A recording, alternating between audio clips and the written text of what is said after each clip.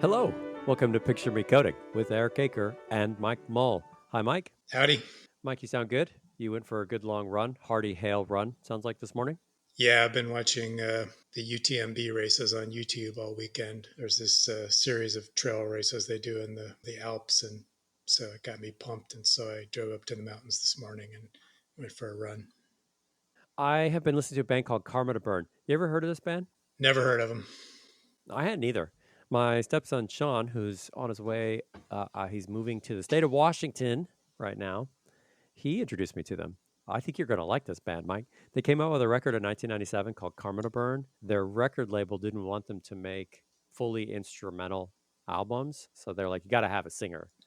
And they actually brought in the singer from Caius for a little bit, and they had another singer, and then periodically they've had the singer from Caius singing their stuff, but they're almost all instrumental, and it's kind of stoner rock, but it reminds me of Jesus Lizard. Do you ever listen to Jesus Lizard? I have, yes. Just this like dirty, crunchy, like sweaty, stinky rock music type of stuff, but all instrumental. You got to check this out. I've been listening to the album Karma to Burn, which came out in 1997. I'd never heard of it. A more recent one, which came out, I think, almost 10 years ago, called Appalachian Incantation.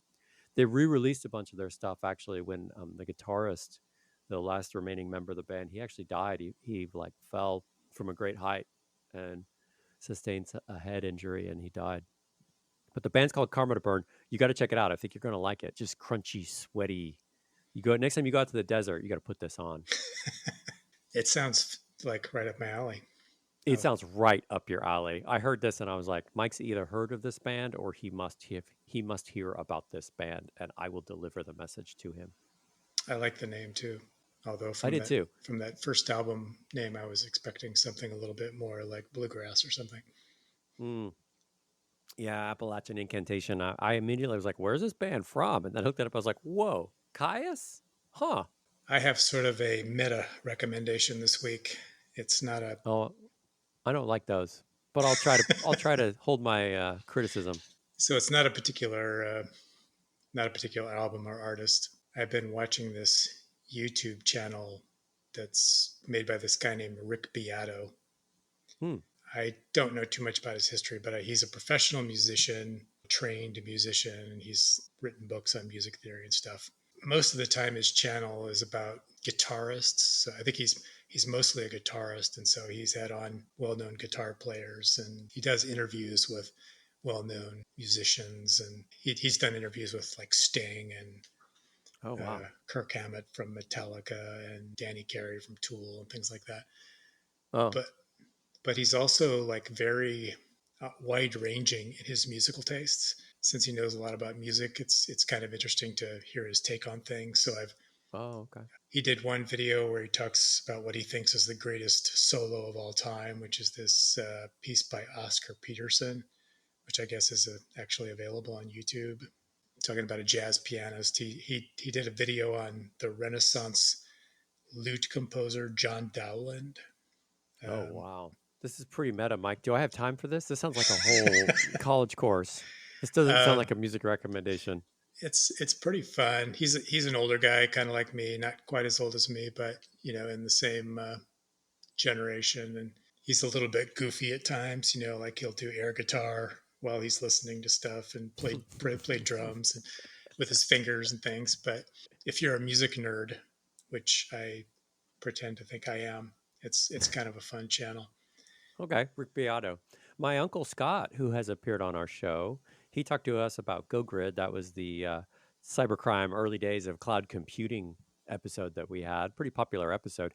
He's actually got a YouTube channel now, but in his YouTube channel, he's specifically working on a long-term project where he's cutting down a Studebaker that he got for free into a chopped lowrider, like a hot rod truck. Huh. It's called Brewster's Garage. And my favorite part is his dog Brewster is like, he has these time lapse sequences where you could see him like grinding and cutting and working on the body of the car, and the dog's just all over the place and like involved. It's Nice. fun. So that's Uncle Scott. He's got Brewster's Garage. He said there's a lot of viewers of his show in Sweden. Apparently there's like a hot rod culture in Sweden. In other media news, I actually appeared on a recording of Hugo Girl last week. And if you remember our friend Amy Sally, friend of the pod, she has a podcast called Hugo Girl with two co hosts, and they review sci fi novels. And they had this kind of jokey idea where they would replace all the hosts with men, and the men would struggle to try to produce their show exactly as they produce it. So, for example, they read the sci-fi novels, and then one of the features, one of the segments they have on their show is boob talk. If you've never listened to them, and it's like moments in the novel where we're talking about bodies, but it doesn't really contribute to the plot. It was me and two dudes trying to come up with examples for boob talk, and your talk about how meta your recommendation for music was this week reminded me of the book we did, which was John Scalzi's Red Shirts.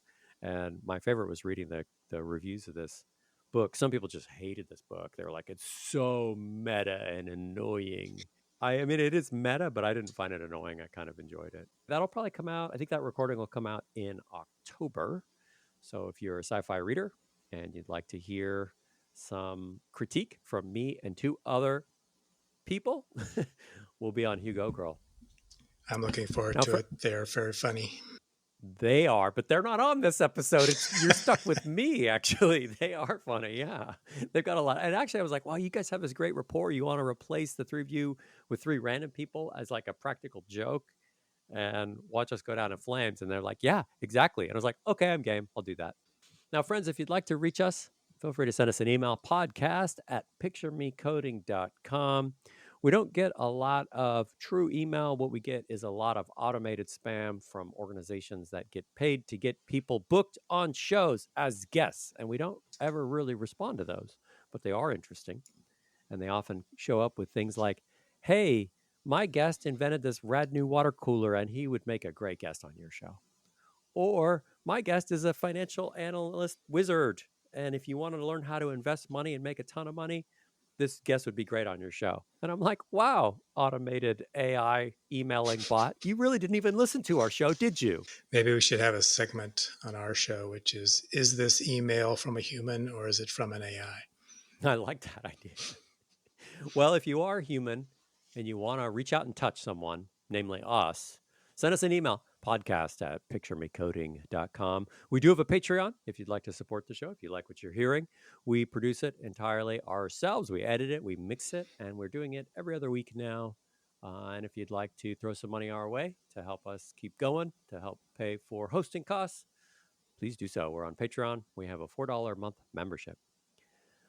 All right, Mike, serve it up for me. What do you got today for what we are going to try to talk about as our primary topic? Hopefully, it's not as hard as that crazy crap we talked about last week. I don't think it is. So I think this was largely motivated by you finding a particular book. What we're going to talk about today is the history of Unix.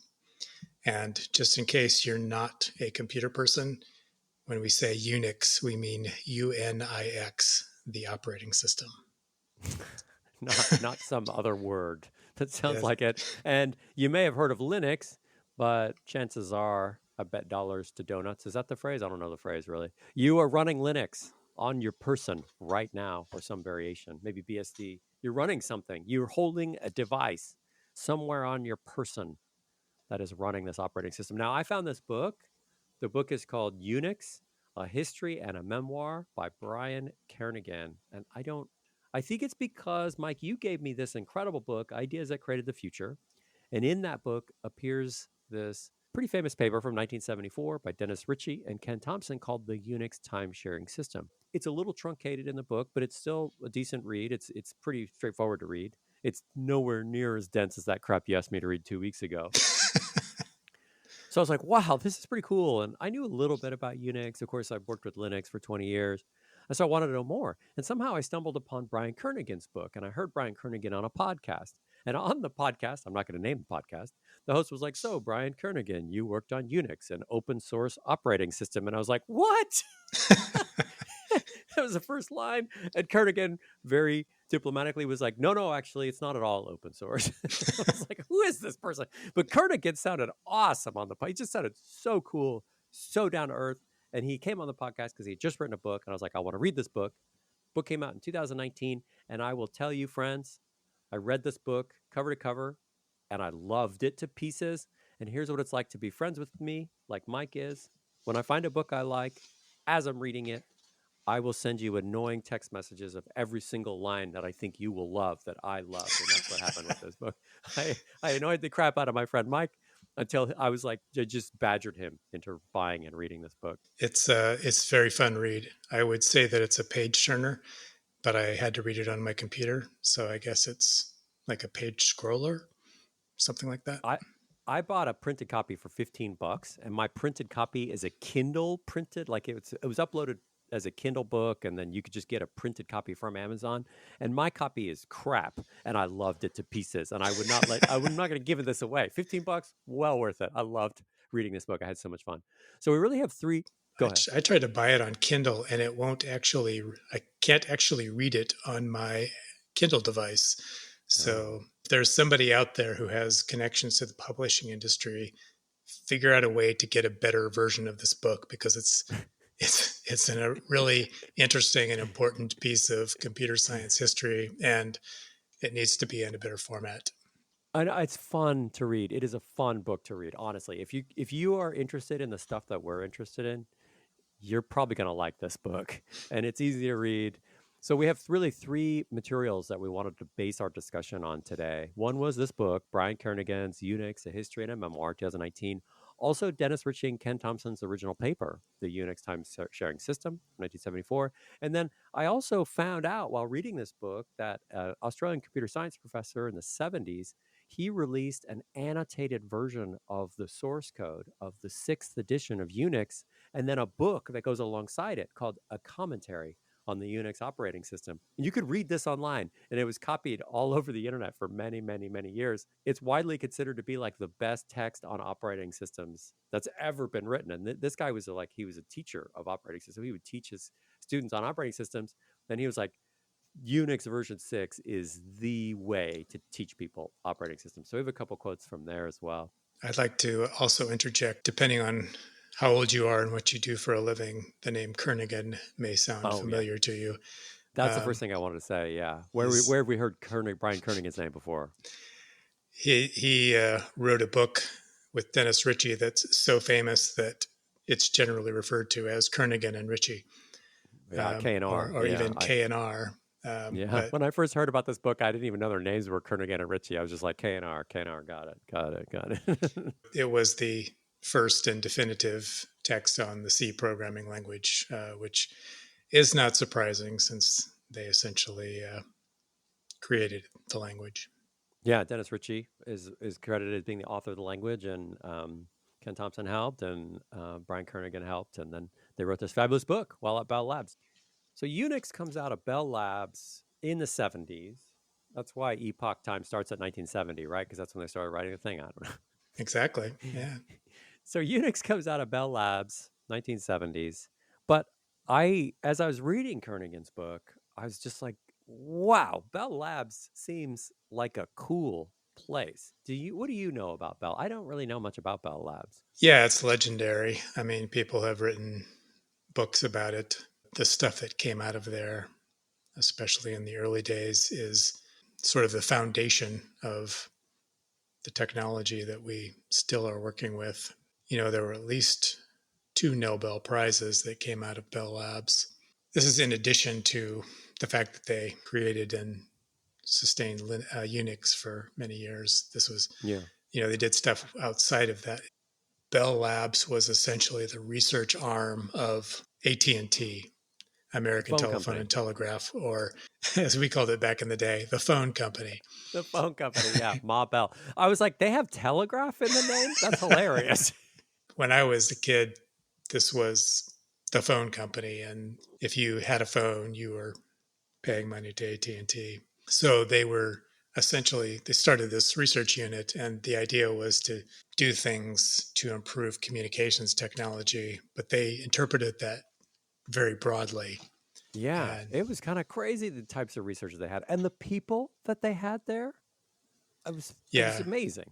the best known people, Claude Shannon is sort of a legend from AT&T Bell Lab. In addition to creating information theory, he has this sort of interesting background where he would like ride unicycles around the halls of Bell Labs and juggle and things like that. Richard Hamming, Richard Hamming was there. What? Alfred Aho. I didn't know he was there. He's the guy from the Dragon Book, and Yeah. I always think of So, Aho Corsic. and then of course they invented the transistor. So Yeah, you yeah, know, that's crazy too. Yeah, they and invented the transistor because it was like, hey, we want to make better radar systems and smaller radios. This will be cool. yeah, and then probably even the most surprising thing that came out of there was that there were a couple of guys who were trying to figure out how to get rid of this noise in their Oh yeah, antennas. And in the process, they discovered what's called the cosmic microwave background radiation and yeah, won the Nobel yeah. Prize for Yeah, it's like physics. we're just trying to make our communications equipment clearer. Oh, whoops, we won a Nobel Prize in physics. I guess that's a cool side effect. So, anyway, it was a So cool place that did a lot of cool things. yeah, it's astounding the amount of stuff that came out of there and the people who worked there. So Unix, they created in the 70s. Ken Thompson, the original author there. It was widely used in universities in the 70s, by the mid 70s, and then start in some businesses in the 70s and 80s. They not only created Unix, also created C programming language, and these things are totally widespread, totally pervasive now. There's a quote from the book where Brian Kernighan writes, although Unix was the most visible software from Bell Labs, it was by no means the only contribution to computing. He says that the center he was in, the Computing Science Research Center, they called it 1127. He says it was unusually productive for 2 to 3 decades. And you look at like all of these things they contributed, and it really, really is. They invented the transistor, there's information theory, there's Richard Hamming, error correcting codes, there's the early networking technology there, of course, Unix, C, Bjorn Strustrup wrote C++ there, and cosmic microwave background radiation, which I don't really use in my computing, but that's a cool one too. I think Plan 9, that might have been a different group. I'm not sure. yeah. Plan 9, also an attempt to create a Unix like learn from Unix and create like a huge distributed operating system, which wasn't in itself successful, but Plan 9, they created Unicode. So we also have them to thank for Unicode, UTF-8 actually. So let's talk about Unix. So Unix is eventually inspires BSD and Linux, right? BSD is what's at the heart of the OS X devices you might run if you have an iPhone or a MacBook. And then Linux is like the most common server operating system. But if you have an Android phone, that's also running Linux, or you have one of those like desktop speakers you talk to, that's running Linux. So this is the most widely deployed operating systems on the whole planet. As a software dev, I still use dozens of times a day tools in my terminal that they created at Bell Labs during that time when they created Unix. So shell stuff like, just shell utilities, list, move, change directory, all that kind of junk, DD, and then programs like diff and grep and who I don't really use anymore, but I remember playing with it. Yak and Lex for creating new languages and like generating compilers. Bash, the shell, also cache, C shell. Make, they created Make there. They wrote ed, awk, and sed, the stream editor, and the socket library, which surprisingly, I didn't know Bill Joy wrote that. The guy who wrote VI and started Sun, he wrote the socket system calls, I guess, for Unix sometime in the 70s. I was like, what? It's just crazy. All these people there building all this stuff. And here it is 40 years later, and I'm using a lot of the stuff. That it's just shocking to me. Don't forget Enroth. Enroth. So I think that's probably why the book Enroth, T-Roth, that's probably why this book is formatted the way it is. You get the sense that Brian Kernighan writes this in VI and then he formats it in Linux and then he just sends it up. He's maybe using Pico or Nano to email it or something like that. That's the sense I get about Kernighan. Okay, so let me get to the real timeline here. So Kernighan talks about the compatible time sharing system, which they called CTSS. This was an operating system that was created at MIT in 1964. And Kernighan says, this is a quote from the book, in contrast to batch processing with punch cards, CTSS programmers used typewriter-like devices, quote terminals, that were connected directly or by phone lines to a single big computer. The operating system divided its attention among the users who were logged in, switching rapidly from one active user to the next, giving each the illusion that they had the whole computer at their disposal.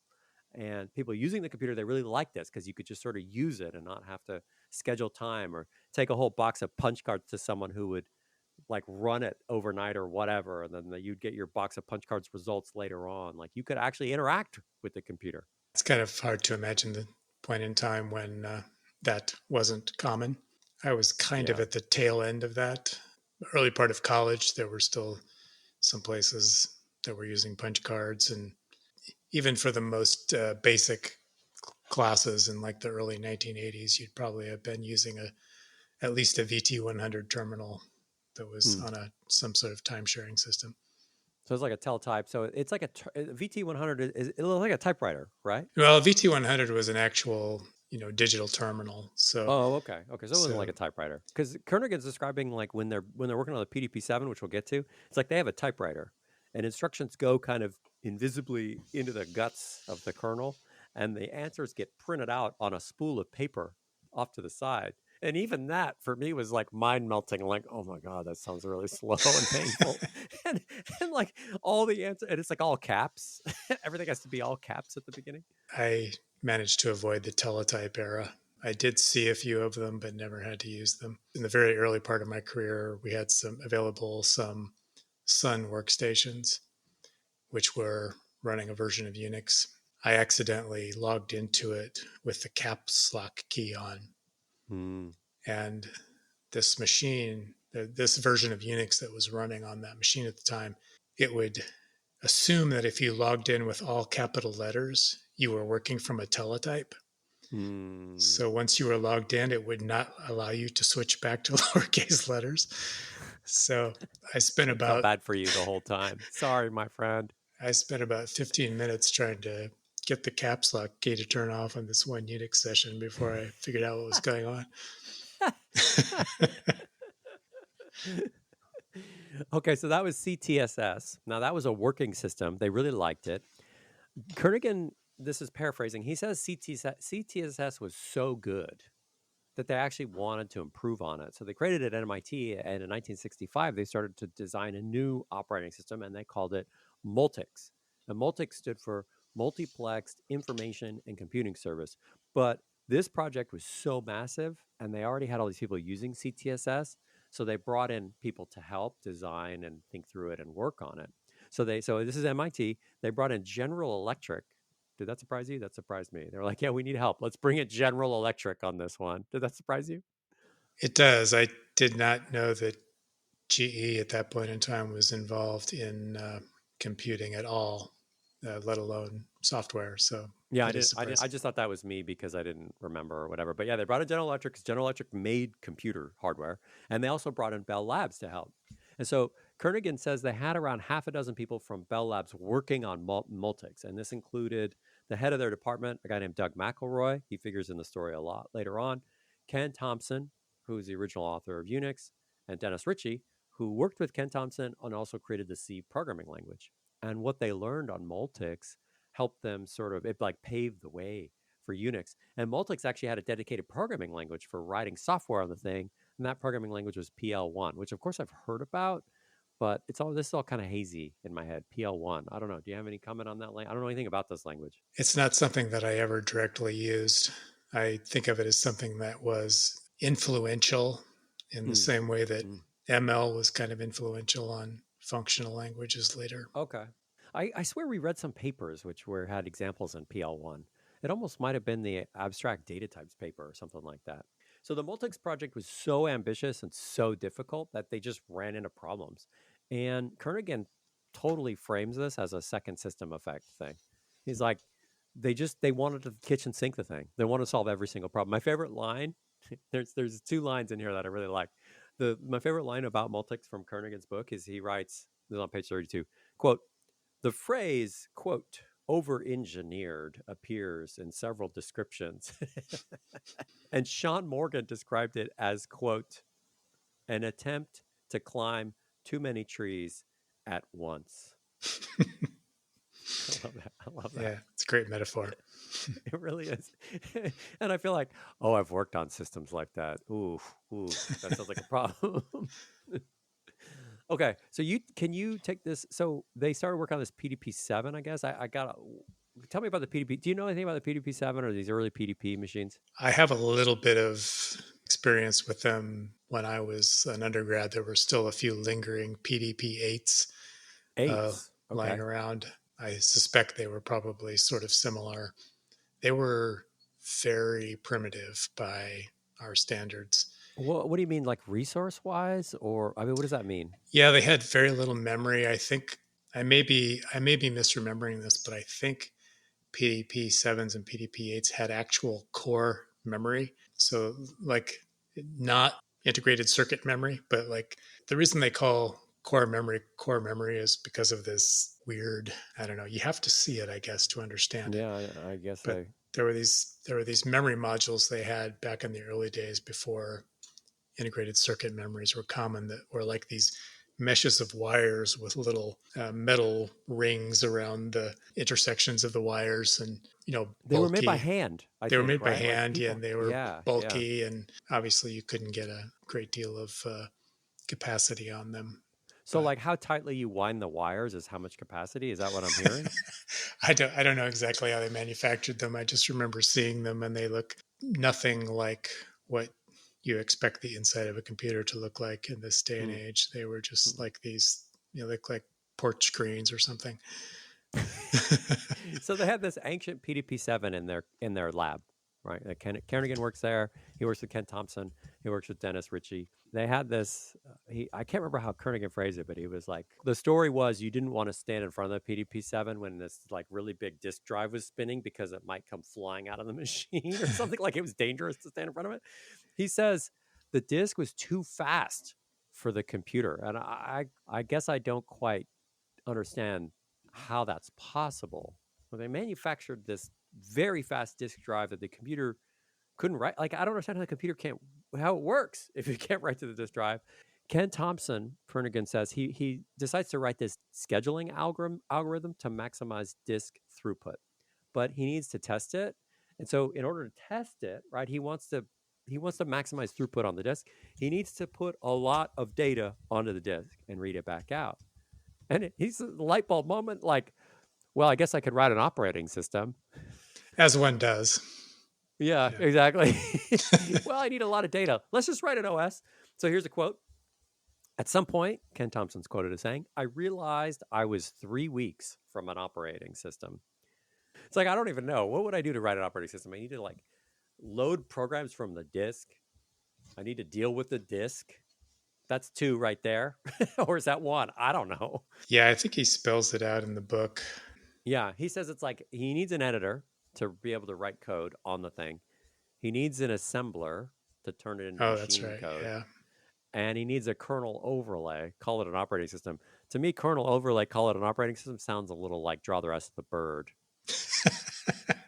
There's a famous story here where right around the time where he realized he was 3 weeks away from an operating system, his wife goes on a 3 week, Ken Thompson's wife, she goes on a 3 week vacation to take their 1 year old son to visit Ken's parents in San Diego, where we live. And he had 3 weeks to work undisturbed. Isn't that sad? It's like, oh, my family's gone. I can work undisturbed. Typical computer programmer. Although I admire his initiative. I think if I had 3 weeks off from my family, I probably would have just watched movies and drank too much or something. Yeah, I mean, and drink too much not an issue I have. I'd probably be like, I guess I'll spend 3 weeks at the beach. Yeah, surfing. Yeah, exactly. Wasting my life. There's a little bit of the story about where the name Unix comes from. So this is inspired by Multics. So UNIX, Unix is like a contrast with Multics. Multics is many. Unix sounds a little bit like one, doesn't it? Had you ever heard these stories before? About Brian Kernighan has a couple little anecdotes about where the name might have come from. I'd always heard the story about how it was, a pun on Multics. And That's what I thought I had heard too. they realized when they made the pun that it sounded like a collection of Unix. Uh, Yeah, um, these guys were not above making jokes in their code. it sounds like Bell Labs was, in addition to being very productive, it was sort of a informal and kind of irreverent. Yeah. I mean, I call them subversive, but that's later on. We talk about what worked about this, what Brian Kernighan says worked about this, the culture there. In the paper, the Ritchie and Thompson paper, again, the name of the paper is The Unix Time Sharing System from 1974, published in ACM. There's a line that I sent to you that I really, really liked. Thompson and Ritchie write, perhaps the most important achievement of Unix is to demonstrate that a powerful operating system for interactive use need not be expensive, either in equipment or in human effort. Unix can run on hardware costing, Mike, you ready for this? As little as $40,000. And less than 2 man-years were spent on the main system software. Wish I could get my hands on one of those cheap computers. I love that line. It's all you need is a $40,000 machine and you're good to go, bro. Yeah, we were just talking to our friend Bob about how you can now buy a Linux machine with like 20 terabytes of storage and 16 cores and GPUs, and that's like $1,400 or something. Yeah. So So they created on a PDP-7. It was like this old junk machine that was like a throwaway, pretty much. He said they had all kinds of like old hardware in their hall, like collecting dust, and so Kent was just like, "I'll use that thing." And at the time that they wrote this paper, the thing only ran on PDP-11, so it hadn't been ported to other architectures yet. There's a really funny note in here about cost. After Ken Thompson created Unix. Oh, I made the mistake. I was going to try really hard not to make that mistake. After Ken Thompson wrote Unix, they all got really excited in their lab and they're like, this is rad. And so they asked their manager for a PDP-10. Do you have an idea how much these things would have cost, Mike? I had no clue. I did not, and I was a little bit surprised at how much the PDP-10 cost. Yeah, Kernigan writes, the PDP-10, quote, had a great deal more horsepower than the PDP-7. So Kernigan writes his proposal to buy a PDP-10, and that proposal was for, get this, $500,000. So like, Yeah, that's a lot of hey, money in 1971 dollars or whatever. yeah, can you imagine like, hey, we wrote this really cool operating system. Could you buy us a $500,000 computer and we can play with our operating system on it? Oh, by the way, I wrote some cool games too. I mean, Kent Thompson did apparently write like a space adventure game. So Yeah, Kernigan wrote that, mentioned that first. Like that's what he played. It didn't sound that fun to me, but he played it a lot. So I'm definitely not going to knock it. I played Tetris. Well, how boring is that? Kernigan says the Multics experience was just this bad memory, right, for Bell Labs. They spent a bunch of money and time on it. And so that PDP-10 proposal, the management was like, no. And Ken Thompson said that the management position for Bell Labs at that time for their group was, quote, we don't do operating systems. Like we learned our lesson. We're a phone company. Get it? we don't need to write an operating system. So then they made a proposal for the PDP-11. And the PDP-11 was only $65,000. And they're like, wow, compared to $500,000, this sounds like a steal. But management again was like, no, not buying you that. So this is the part I really like. Kernigan says a guy named Joe Osana. Have you heard this name? I had never heard this name. Nope. Okay. I read these names and I feel like there are people who know all these names. I don't know all the names. I know some of them. A guy named Joe Osana comes up with this clever workaround. This is from the book. I love this. The patent department needed to buy a PDP-11 for preparing patent applications. So our Unix group, they had already written like software to do formatting of text. We would write software for them to prepare patent applications. And this is a quote, complete with a formatting program that would print applications in the proper format. So here's what's cool. The patent department is already going to buy a PDP-11. So if we just put our operating system on it, we'll write the software for them. And Kernigan writes, no one would be working on operating systems. I love it. I love it too. That right there is like, that is like the quintessential flavor of this whole book and of the group. And you see these people in the way that they just kind of scheme to be able to work on what they really want to work on.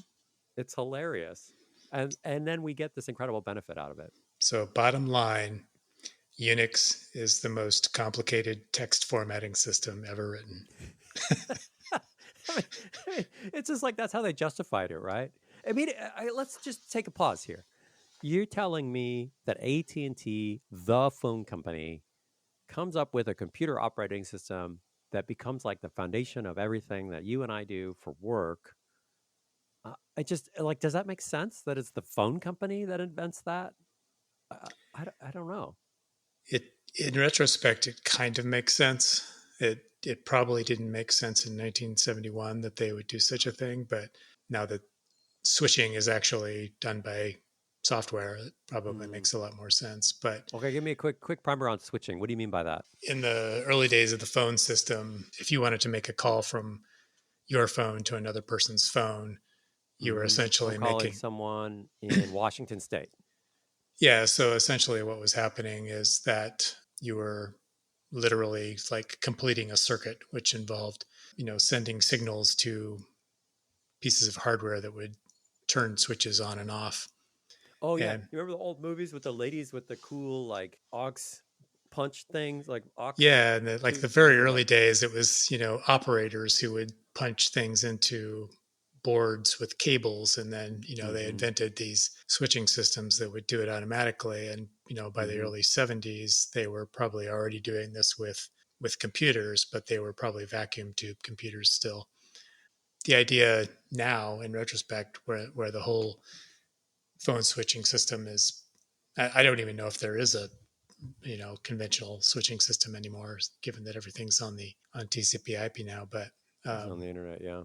in 1971, they probably weren't thinking, we should write an operating system to make switching calls easier. One thing that I think is probably worth noting is that the fact that they wrote this software to prepare patent applications, it sounds almost frivolous to Yeah, it to, does. to most people, but you have to Mm-hmm. remember this is Bell Labs. They were inventing like revolutionary things every day, Yeah, and they had people writing patents, like printing patents day and night practically from this book, it sounds like. yeah, and this was kind of like almost their business. Like it later became for IBM. IBM was Or producing, Qualcomm. yeah, some of these companies. Just they were making their money from inventing things and enforcing patents. But Hmm. It's so still surprising. It's still surprising. yeah, it's surprising, but I think it's not quite as out of left field as it might sound like. Just because you have to remember that Bell Labs was very intensely producing patents, and having automated systems to do it was All probably right. valuable to them. All right, I'll take your word for it. So Thompson's talking about cost and man years. So that it's cost and effort, right? In the quote above, he says he's talking about his version 3. So the first one would have been the first version, then they had 3 more versions, and then later on, John Lyons in Australia, he writes this whole commentary on the Unix operating system, which is about version 6. And I thought to contrast with Thompson's thing about man years, we should look at what Lyons says, which I really liked. He's got 2 things. One's from the preface, one's from chapter 1. This is from chapter 1 of a commentary on the Unix operating system, and you can read his comments in the source code organized. It's incredible. So he writes the amount of effort to write Unix, while not inconsiderable in itself, 10 man years up to the release of the sixth version. It's insignificant when compared to other systems. For instance, by 1968, OS 360. This is IBM. Yeah, is that right? Yes, IBM. it is. Yeah. He says it was reputed to have consumed more than 5 man millennia. And TSS 360, another IBM operating system, more than 1 man millennium. That's a lot. Yeah. I think Yeah. OS 360 may be the one that was talked about in Brooks's Mythical Man Month book. Oh, oh, that's interesting.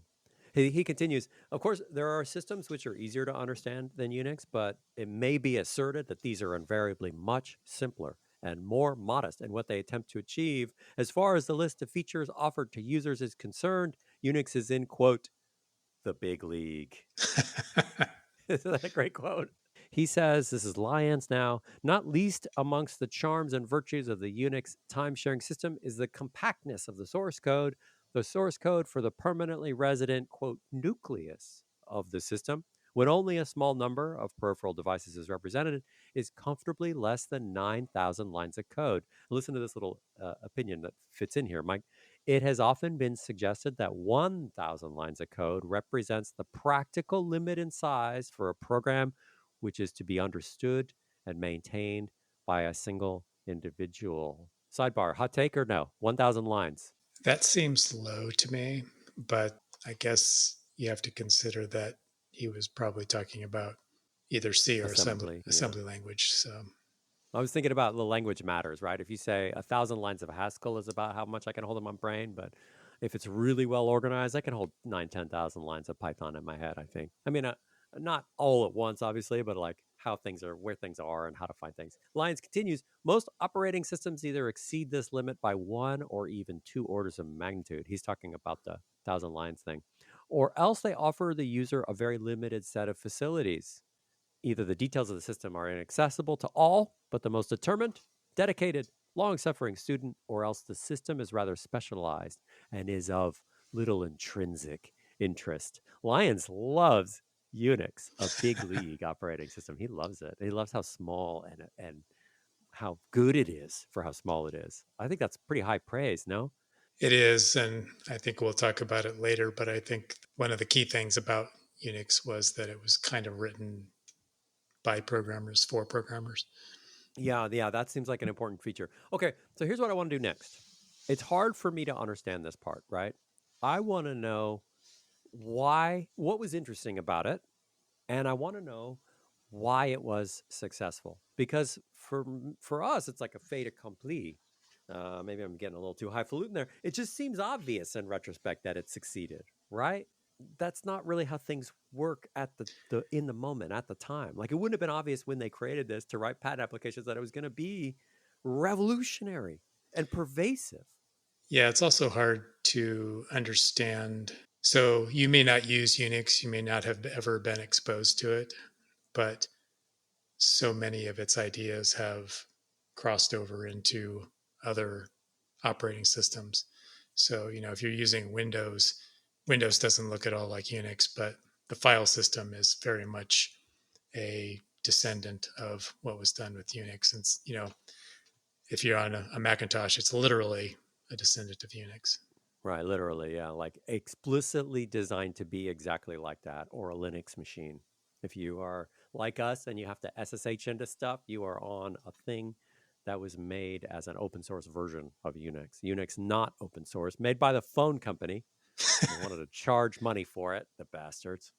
Okay, so tell me, what do you think was interesting or new about it? Do you have any takes, any thoughts on that? So there's a line in the paper that really surprised me, but when I think about it, I think I get why they're saying it. Very early in almost like the first section of this paper, they say the most important job of Unix is to provide a file system. Yeah, that line surprised me too. I was like, "What is it? That's the most." I would have thought running code, like user programs. Yeah, running programs, or I don't know, the shell, or sort of the interactivity of it. Hmm. But, if you start to think about what's happening and all the other features of Unix, they really are kind of all in some way dependent on the file system. Yeah, I guess that's true because a user program has to start as a file or an input, I guess. Right. And, since Unix has this idea, which they talk about in the paper, where not just not just blocks of stuff on disk, but also devices were treated Hmm. like files. It's the file system and the file concept in Unix is sort of fundamental to almost everything that happens. Hmm. Hmm. So it's not only a file system; it's a hierarchical file system, right? And they wrote that Right. because they wanted to be really easy to traverse directories and files for their pro. They like wrote it so it was easy to write programs about. That's what I like. And there were certain ideas that they introduced early on, which we still use and which were smart. Like, the idea of having links between files was Mm-hmm. there from almost the beginning. They talk about it in this paper. Or And yeah, or also the like user group, like the permissions associated with files, right, right? yeah, the permissions and the idea of having a root user and the idea of being able to run a program with set the permissions in such a way that a Set program UID. could, yeah, set UID and set GID type ideas. And Mm-hmm. So it's like run as this user. right, yeah. Yeah, yeah, that's cool stuff. So it's like, hey, you may write a program, and you're user Mike, and I want to run your program, and I'm user Eric, but you don't want me to edit your program. You don't even want me to read it. You still want to make it so I can run it. Those types of features, it's hard for me to imagine a world in which they don't exist. So it's fundamental to the way we do things now that it is really hard to imagine what it was like before this. And they talk a little bit about that and the fact that, a lot of operating systems before this didn't even really treat a file as a file. That there were different types of files and you dealt with them in different ways. So a program That file was not necessarily the same thing as a text file, and you had to deal with them in different ways. That's another thing that kind of surprised me. It really surprised me that I just like I can't it's I can't imagine the alternative. But Kernighan is like the reason this works so well is the kernel just treats files as uninterpreted bytes. It doesn't care what you put in there. Put whatever bytes you want in there. It's just bytes. And you don't have to treat different types of files differently. And I was like, okay, it's just like you grow up under a system, you're just used to that. So it's like you would never question it. It's like saying we decided that we would put shoes on our feet, and now everybody does that. You know, Yeah. you know, that's how it feels. Kernighan says that the first edition of Unix had about 30 system calls. I'm gonna assign you a task here, explaining to us what a system call is in a second, Mike. But he says of those 30 system calls, about half were related to the file system. So again, that most important job of Unix is to provide a file system. Now, how would you describe a system call, Mike? So they were like literally functions within the kernel of the operating system that you could use to get at various resources, typically, file system things like disk Mhm. drives and other, printers, devices of all sorts. They So were you call things. these functions and you're asking the kernel, please do this for me. But as a user, you're walled off from the kernel. And that makes sense because A, if you can modify the running code of the kernel, you could just crash the whole thing for everybody. And B, there's like a permissions restriction, right? As user Eric, I shouldn't be allowed to overwrite whatever user Mike's doing. Like I shouldn't just be able to completely radically change your computing environment. So I asked the kernel for permission to do things. And those are Yeah, system calls. although interestingly, they do talk in, I can't remember if it's the paper or the book, but they talk about how in one of the early PDP systems that they were writing this, it did not actually have the hardware mechanisms to keep people from writing into other people's programs. Yeah. So I don't know exactly how they dealt with that, but that was true. Like the early DOS microcomputer, or yeah, microcomputers that I used back in like the early IBM microcomputers. They didn't really have this idea of protected space for your process. But yeah, I mean the idea of system calls is it kind of gives you a layer of protection between you and the hardware that prevents you from messing up other people's programs and Yeah. doing things So like that. me and the hardware and everybody else, and the operating system that helps everybody else run their own programs. It's time sharing, right? Like we're running stuff side by side. Everything is a file was one of the innovations. So if you read this paper, the time sharing system paper, there are all these lines where they're like another unusual thing, and I started highlighting those. There's like a dozen moments in that paper where they're like, and another unusual thing. It's like, geez, how many ideas did they invent to make this operating system?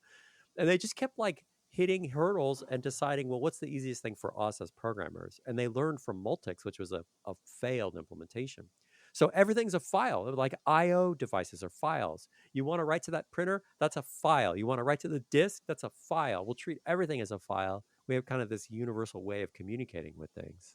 That's pretty cool. So I guess we're kind of talking about the sixth edition now. Yeah, yeah. There were a lot of differences though between this and what we have now. Oh, You because of know, like specialized device drivers, or you're talking well, about so for scheduling, or instance, there wasn't really a concept of scheduling at this point. There was not. Well, I guess there was, but it was unfair. it You're was saying pretty it's an unfair schedule, a it was completely unfair scheduler is what you're saying they had. it was pretty primitive in the sense of I think probably it was like I run a program and it does a little bit of stuff and then your program takes over and does a little bit of stuff. So Mm. it wasn't attempting to do the sophisticated things that modern schedulers do. But see, it's hard for me to project into my brain this moment in time to sort of get into that milieu, into that context, to be aware of the challenges and the circumstances that they were dealing with. It's just like it's very hard to be there because I'm a descendant of the world as it has come to be known. John Lyons writes about the sixth edition Unix that it had the following quote major functions, and then he lists these six things: initialization, boot, probably, I guess, bootstrapping, PS1, first process management, that's scheduling, what you're talking about there, system calls, we talked about a little bit, interrupts, we haven't talked about that, traps, they talk about in the paper, interrupt handling, input output operations, and file management. With process management, they're probably also talking about like fork exec, um, Oh, backgrounding maybe too. possibly backgrounding. Up until, I don't know, the last decade or so, forking a process and then execing the new program was kind of the standard way of running things in Linux. And Hmm. it's still done that way in some cases, but there are alternatives now. So back to contributions that were new or interesting. So it's got so file system is the most important thing. Treat everything like a file. Add these functions. Another interesting thing about treating everything like a file is the input that gets typed in that the computer is receiving on in a shell program. The shell is another contribution we'll talk about in a second, but that's a file, and they call that standard input. And the output that you get is also a file called standard out. They treat these as files. And then later on, they added standard error. I just assumed that was there from the beginning, but they had to add standard error once they built pipes. Right. So they could redirect input and output dynamically, right? You could just sort of say, well, I'm typing this in and you're going to spit out some output. And we use the alligator mouse to send stuff. That's very like third grade description of it. I think one of So the things that I don't know if they invented this. I guess they must have invented it because they invented this whole scheme. But so when you would start a new program from the shell, you do the fork system call, which essentially creates a copy of your process in memory.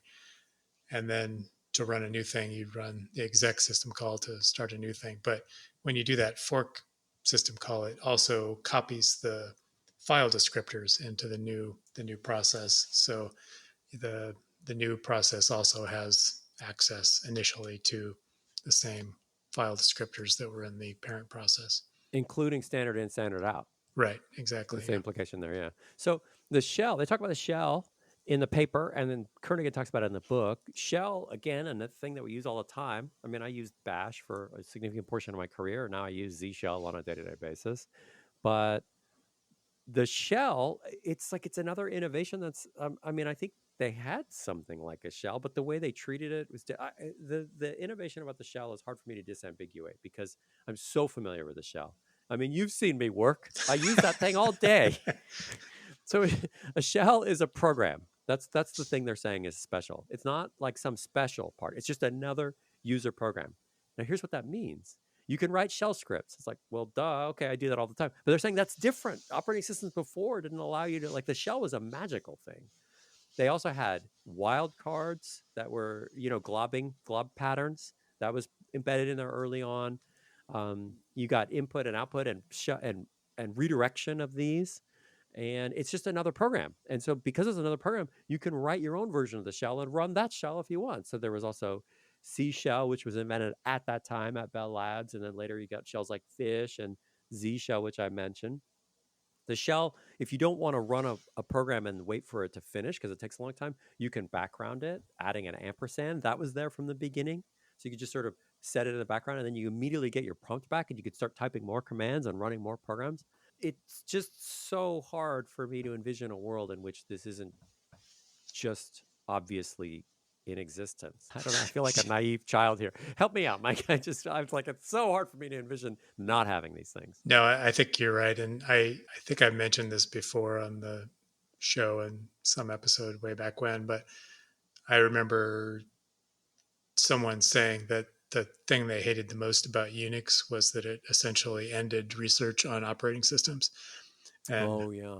I think that's probably not literally true, but I think they invented so many things in the process of this that we now consider to be sort of, standard operating procedure that it's really hard now to envision something completely different than this or completely different direction than this. Yeah, I mean, I certainly can't, but it also doesn't quite answer I think the reason that I feel like I'm just sort of drowning in the like, what's the difference is I can't envision something else. And therefore, I can't understand why this was so revolutionary. I've had experience with a couple of operating systems that were sort of based on ideas before this. One of the first things I worked with professionally was also called CTSS, except it was the Cray time sharing system. I'm not sure that how Special much. flavor. Yeah, I'm not sure how much that had to do with the original CTSS. It was it wasn't a Unixy thing, and it was kind of really just designed to run jobs on these specialized pieces of hardware. I also worked for a while with VMS, which was the official operating system on these digital computers, like the PDPs and the later the VAX systems, What was that digital. like? Was that like what Kernigan's writing about how they're typing stuff into a typewriter and it's getting printed out on the roll of paper to the right of them? And I'm like, oh my God, the feedback loop sounds horrible. Well, how do you run unit tests? VMS was I don't remember a lot of it, but it was pretty complicated and syntactically confusing compared Hmm. to Linux or compared to Hmm. Unix. I did it now too. And it's funny because, I think now at this point in history, people think of Unix as being this sort of arcane, nerdy thing that only hardcore geeks use. Back in the early 80s, it was really considered to be sort of like a breath of fresh air because you didn't have to write a special file to submit your job to the processor or something like that. Oh, okay.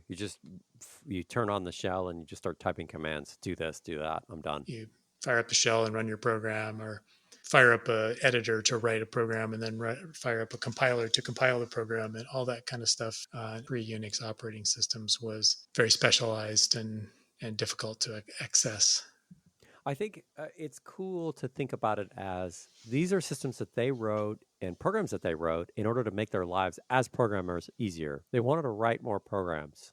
And so they wrote an operating system and they wrote all these cool tools in order to write programs. That's cool. It worked well. It worked so well that other programmers adopted it. But then the question is like, why did anybody else care? Why did anybody else use it? Why did it not stay this like hyper specialized thing that some specific programmers used? I think that's where I kind of trip up a little bit. It is interesting that it took off the way it did. And I do sort of wonder what would have happened had Linux not come along. Mm-hmm. Um, Mm-hmm. I can't really remember the timing of it anymore. I can't remember when 1991, August 25th, Linux. okay. You At don't the you don't remember point, where you were at that moment in time? Sorry, bad, bad joke. I oddly don't even. I'm kidding. enough, I did not know. I know where I was working. When I first encountered Unix, it was still considered to be pretty niche. Yeah. This was after when I first encountered it. It was after the microcomputer revolution, and so this would have been early to mid '80s. And so Mm-hmm. Mm-hmm. the idea of running DOS, or but by the late '80s, you're talking about things like Windows and Mm-hmm. Macintoshes. That was what people thought of as computing, and so Unix was pretty niche compared to that. And so I don't know where it would have evolved to had not Linux come along when it did. Well, interesting observation there. That shows up in Kernighan's book. At the time of CTSS and Multics and Unix, they people predicted that computers would just get bigger and bigger, and you would just have thin clients. Like you were going to have these massive machines that took up whole buildings, and people would have like some kind of terminal, like a typewriter. Probably, maybe somebody foresaw that there would be a screen in front of the typewriter. You would send a command out to this massive building-sized computer, and you would get your answer. And that's what they were designing for. And they didn't really foresee that everybody would have computers in their pockets and on their desks and in these little speakers and stuff spying on them. Computers in the doorbell. Who foresaw the computer doorbell? I don't know if these people did. Maybe they did. Maybe sci-fi people did. It was probably in a Dick Tracy cartoon. All right, Mike. So we didn't have time to get to the end of our discussion. We still have a few things to cover about what was new and interesting about Unix. And then I do want to dive a little more deeply into what made it so successful. And I think there are interesting lessons for us in there. So we're going to have to kind of put a pin in this. I know how much you love my business speak, my business terminology, business colloquialisms. We're going to put a pin in this one, Mike. And we're going to come back in 2 weeks and finish our discussion about the history of Unix. We're not going And to circle back to the discussion. we're going to circle back in a straight line, linear time, right? Wall clock time. We're going to circle back on the wall clock a couple Is weeks that from now. non-Euclidean geometry, I think? I already got myself so far up a very confused alley that I'm just going to I'm going to cut my losses and stop talking. Alrighty. Well, this has been Picture Me Coding with Eric Aker and Mike Mull. Thanks so much for listening to us. We will see you again in a couple weeks. See you next time. Bye bye.